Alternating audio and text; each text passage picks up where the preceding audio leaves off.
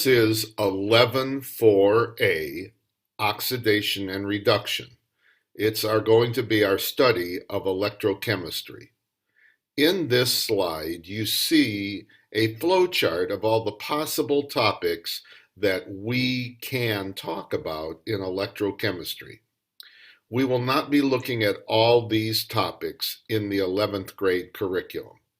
We will be looking at electrochemical cells.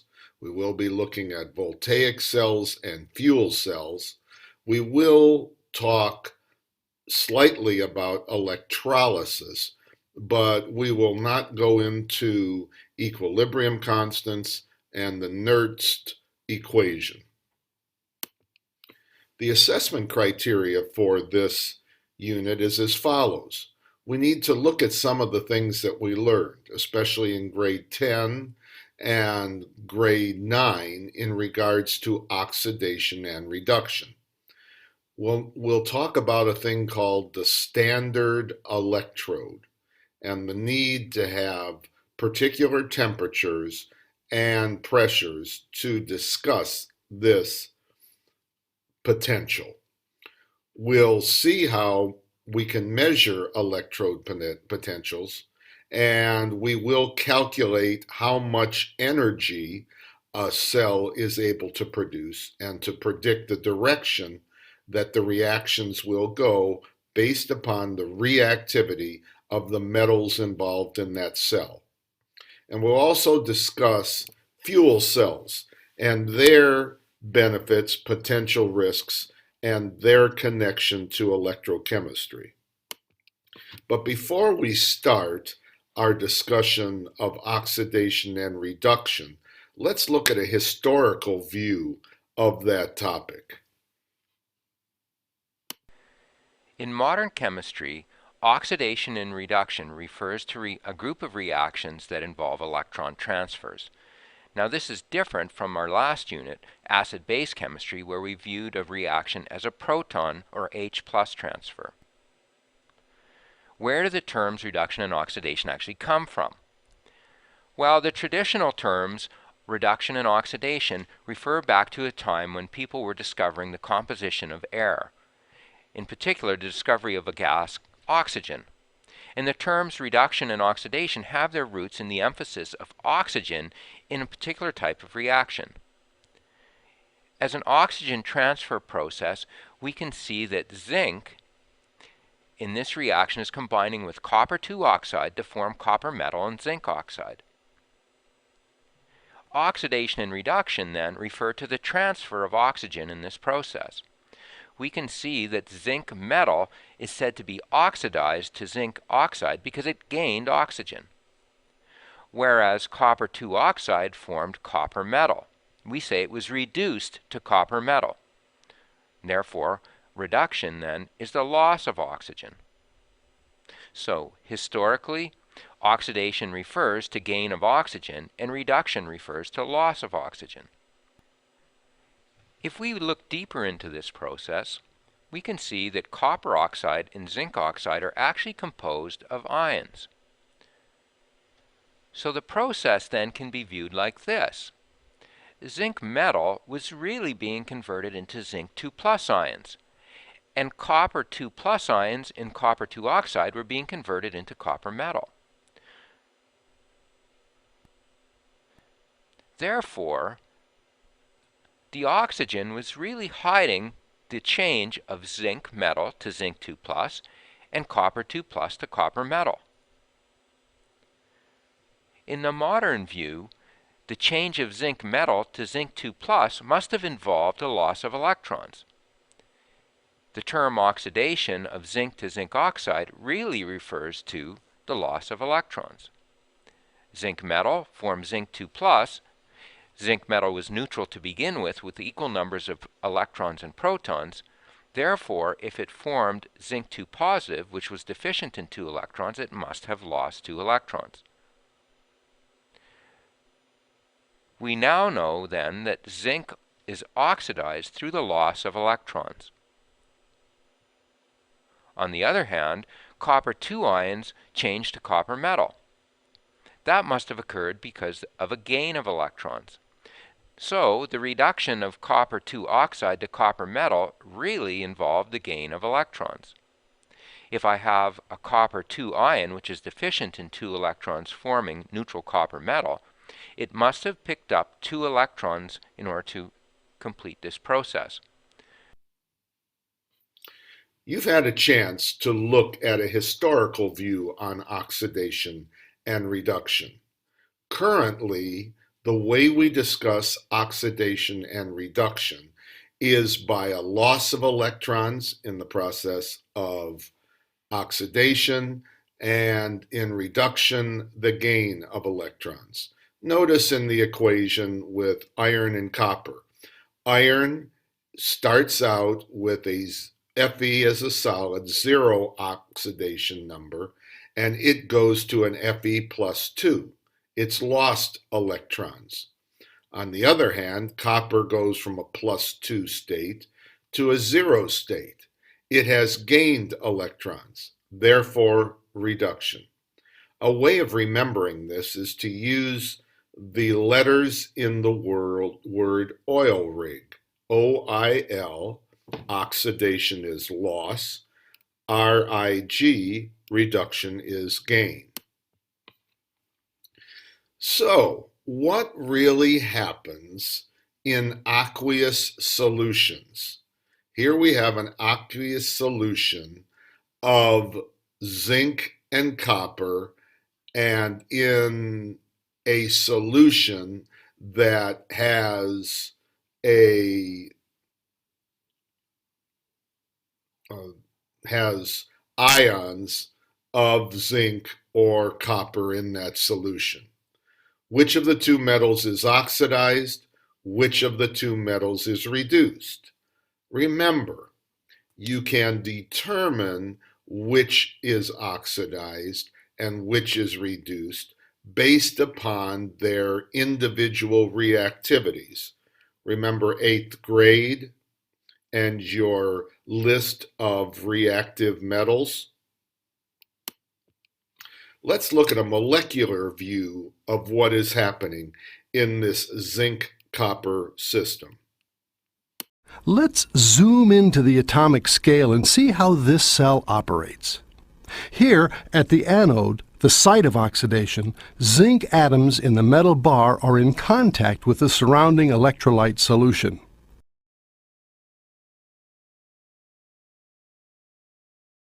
Each atom loses 2 electrons and becomes a zinc ion, which diffuses into the solution.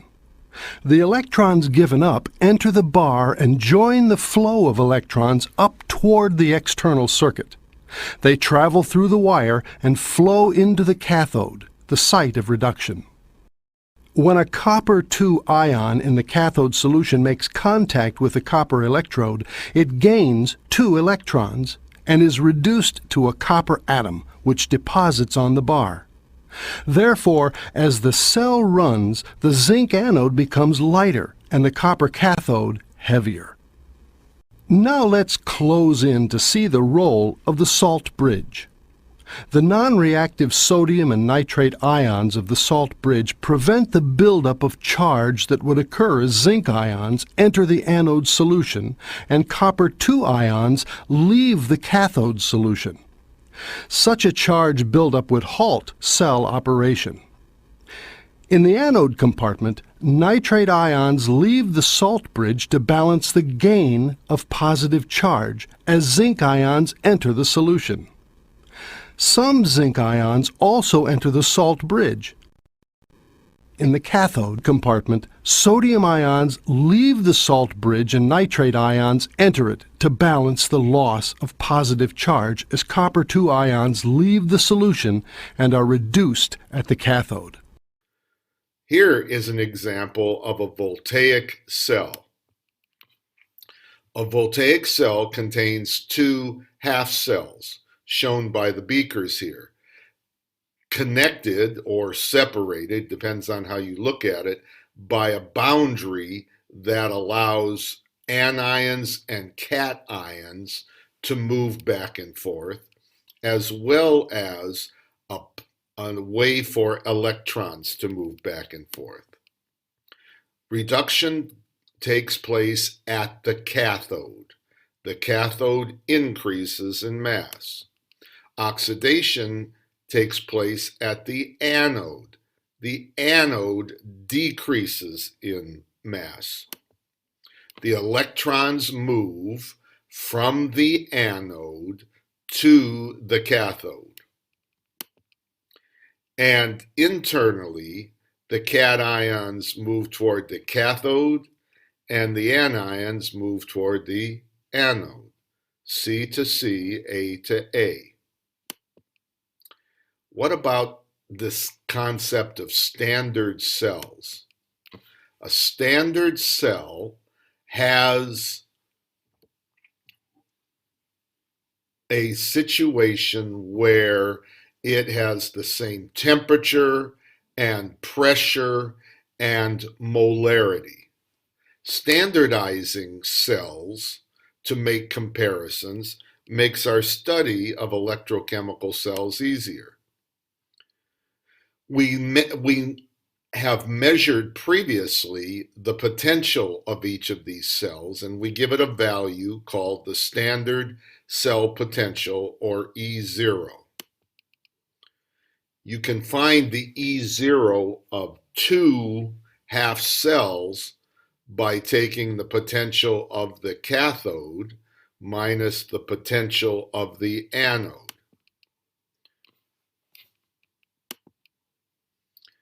All of these reduction potentials, all of the numbers, are based on a hydrogen half cell, and its E0 is 0. So that means all reduction potentials that are positive, bigger than 0.00, are stronger oxidizing agents than hydrogen ions, and all standard reduction potentials that are negative are obviously weaker. If E0 is positive, the E0 of the cell, the reaction is spontaneous.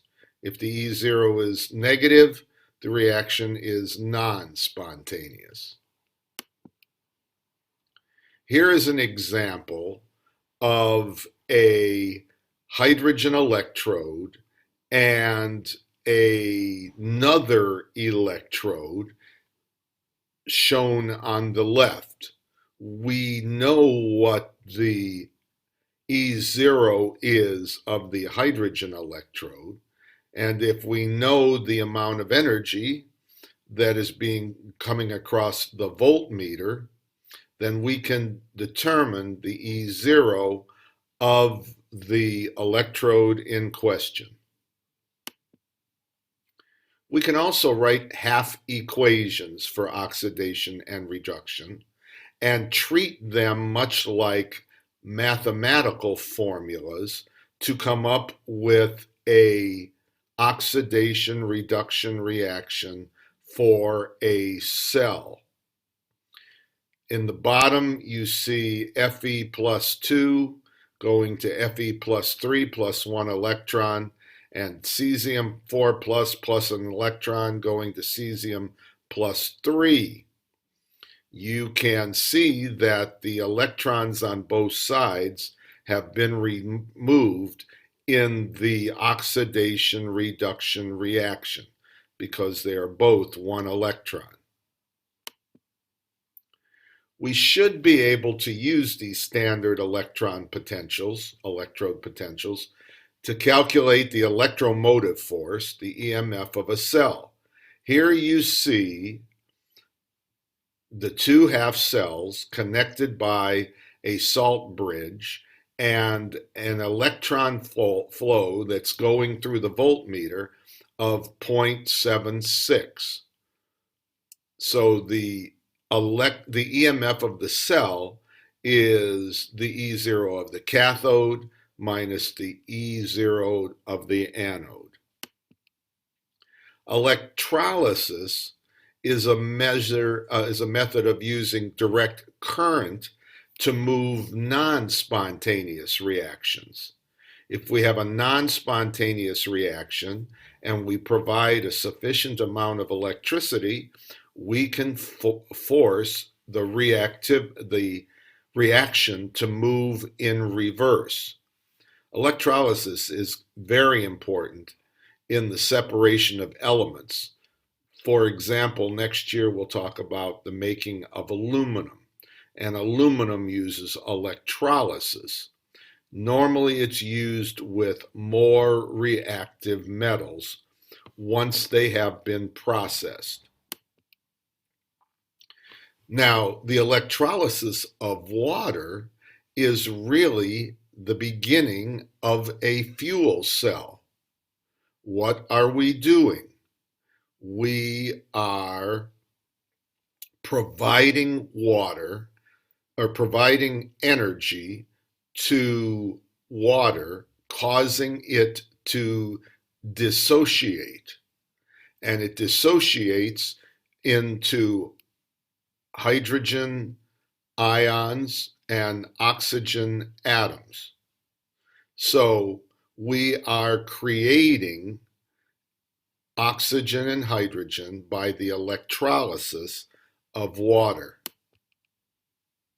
We can also use electrolysis in electroplating, covering one metal, it's often called the base metal, with another metal. It uses electric current to reduce ions in solution so they form a coating on an electrode. Normally we put it on what is called a base metal. Here is the hydrogen-oxygen fuel cell. You'll notice where hydrogen comes in, where oxygen comes in, and water is created between the intakes for the hydrogen and oxygen. It's done in an electrolyte. That electrolyte is usually not a liquid, but rather a wet solid. The following video shows an animation of the operation of a hydrogen fuel cell. Fuel cells may be the energy source of the future for all sorts of gadgets and vehicles, our cars, laptops, and even surveillance aircraft. But what are they, and how do they work? Many of our current ways of generating electricity, including coal-fired power stations and nuclear power, convert the energy in a fuel to electricity by first converting the energy to heat, which drives an engine that produces the electricity, which isn't very efficient. A good car engine is only about 30% efficient. A fuel cell is a device that uses a chemical reaction to create electricity directly from the fuel, and these can show up to 80% efficiency. The classic example of a fuel cell is a hydrogen fuel cell, which takes advantage of the fact that when you react hydrogen and oxygen to produce water, energy is released. If you ignite the hydrogen and oxygen, the energy is released in a disordered explosion, or in small quantities as the squeaky pop when you hold a lit splint at the end of a test tube full of hydrogen. But if you're clever with your chemistry, the energy can be released in a more controlled, if slightly less fun, way. This is where the fuel cell comes in. In a fuel cell, it's possible to break the reaction into two halves by using a membrane to keep the two gases apart. On one side, hydrogen molecules lose electrons to the anode to form H+ ions, which diffuse through the electrolyte in the centre of the cell. On the other side, these H+ ions react with oxygen and gain electrons from the cathode to produce water. For this to happen, electrons have to flow from the anode to the cathode in an electric current, so a fuel cell works just like a battery with a much higher energy capacity that you can recharge by adding more hydrogen. If you force the electrons to go in the opposite direction by applying a voltage, you could actually split the water back into hydrogen and oxygen again, which is called electrolysis. Now, there are advantages and disadvantages to fuel cells. Fuel cells sound like a great way of producing energy. One of the advantages is all you get is water, and it produces much less of greenhouse gases such as carbon dioxide. In fact, they're more efficient than even the internal combustion engine, the engine that you have in a car. But some of the disadvantages outweigh the advantages. One of the gases needed in a hydrogen oxygen fuel cell is hydrogen, flammable gas with a low boiling point, and oxygen, that is the basis of any combustion reaction. Now, we can store these things under pressure, but to store them is expensive as well. And to make the fuel cells, we have to use expensive chemicals and also some toxic chemicals to make that paste that is between the hydrogen electrode and the oxygen electrode. Here are some questions to start your thinking. We'll talk in class about using lithium and carbon to make a cell phone battery. Why do you think we'd use lithium and carbon rather than lithium or silver and gold, when lithium and silver and gold's reactivity difference is much greater than lithium and carbon? The second question talks about the electrolysis of water, and we will talk in class about trying to make our life more carbon neutral. How could the use of a fuel cell or other source like that be more carbon neutral than using batteries?